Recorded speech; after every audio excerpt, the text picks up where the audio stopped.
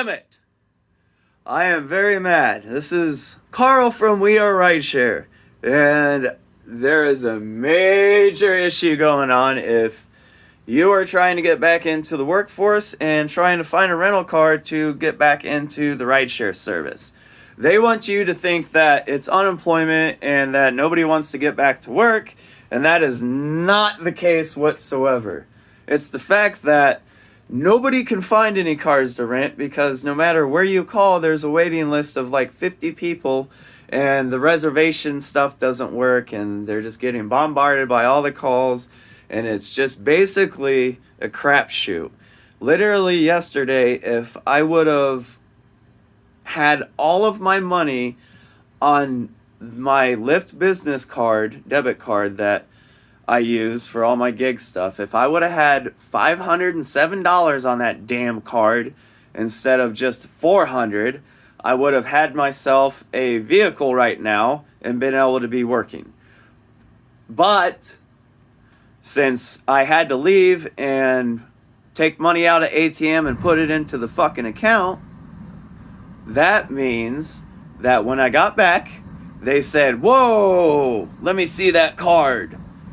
This isn't connected to your regular checking account, and we can't take out the $1,000 or $500 in overdraft even if you don't have money in your account. So we are not going to accept that payment, even though you're going to pay the $200 deposit for a total of $507 to rent the fucking car for one goddamn week." Excuse my language, but that is ridiculous. So literally, I was discriminated against at the Hertz in Westland, Michigan. Livonia is what it is in Michigan. The Hertz Uber, only place that does it in Michigan. The one place that does it in Michigan. Yeah. So basically, I got screwed. And it's very, very aggravating. I have a van that I can use, but I'm not going to use that van because it's the only vehicle I have. I've learned my lesson. I had one vehicle before, and I thought I would do this shit.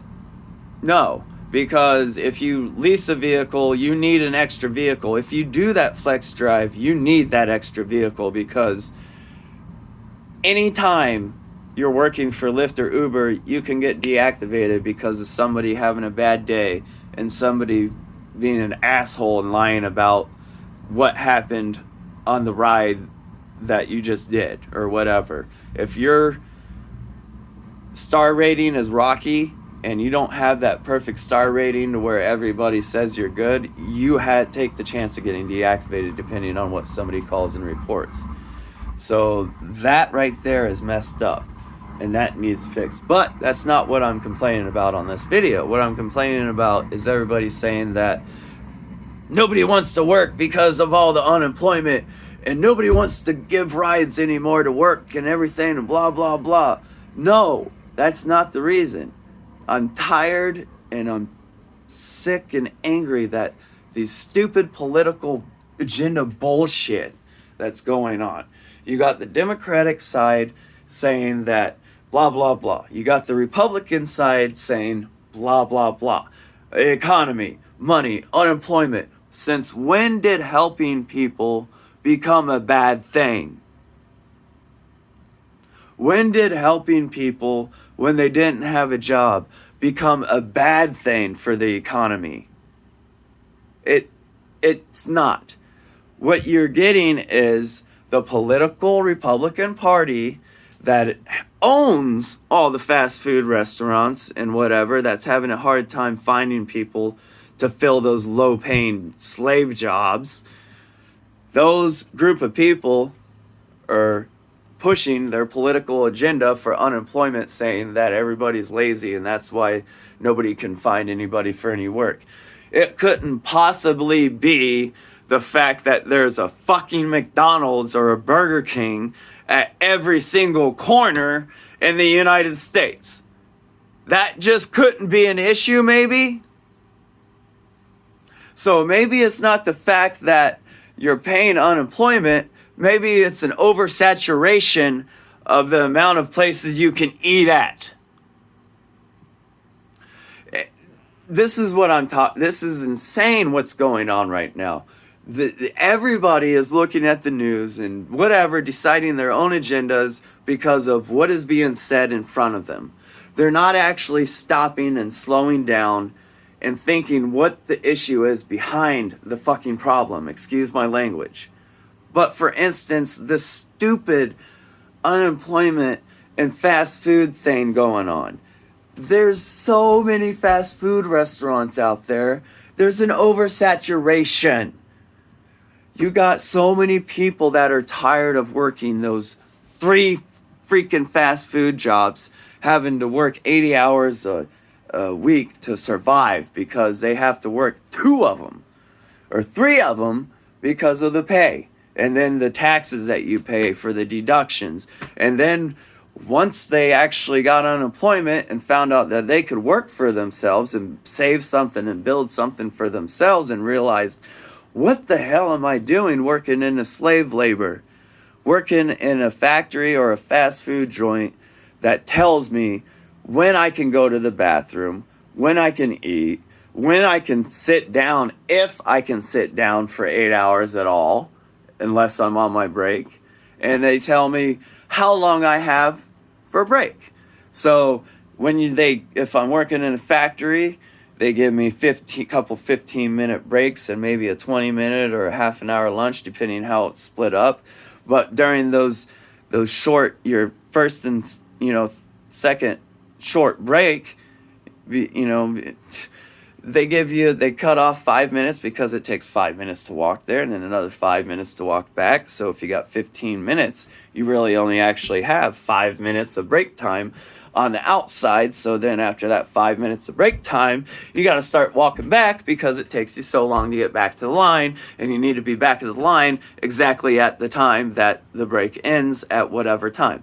That is what I'm talking about with slave labor. That's bullshit that they have it set up like that, and everybody just goes along with it. I'm tired of working in the factories. I did it for 20 freaking years. I'm tired of people telling me when I can poop, when I can pee, when I can sit, when I can eat, when I can... what the heck, man?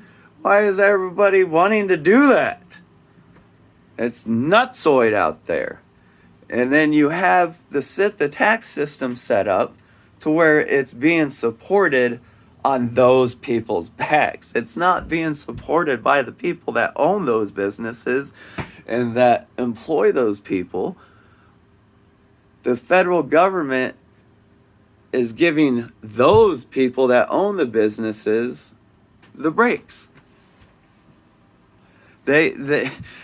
So they're basically going, okay, so since you hired all these new people and they're workers and they're going to be paying the worker tax, we're going to give you a tax break so you, the business owner, doesn't have to pay that ungodly tax amount that all your employees have to pay.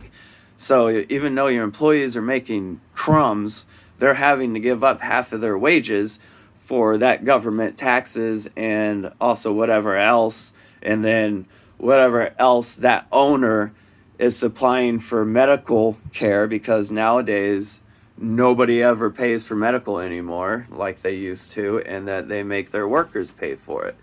So now you got the deductions coming out for your medical care. You got the deductions coming out for your taxes. You got the deductions coming out for FICA, whatever the abbreviations are on your paycheck. I got tired of that over 20 years. I realized what the hell I was doing once I started working for myself and got out of corporate America. That is like I was blinded by hourly wages and the political bullshit that keeps getting shoved in my face about how as long as you go to work every day and never call in, that everything will be fine. No, it won't. That company can shut down after 10 to 15 years of you working there because of something happening. The owner says, oh my gosh, I don't want to deal with this anymore, and sells the company.